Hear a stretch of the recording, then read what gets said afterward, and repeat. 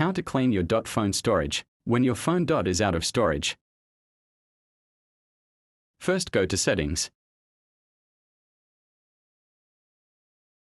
and then search the .app storage.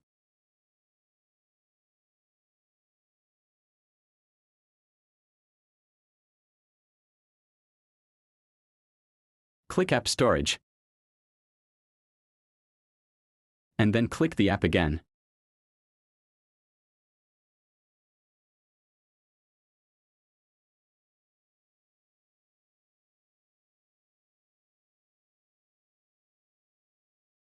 And then click this All app.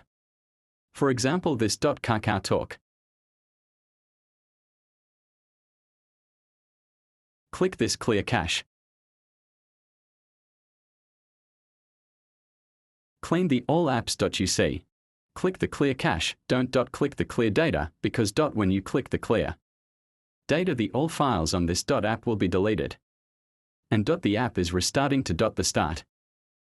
When you done, go to Home. Click Phone Manager. Click Clean Up Storage.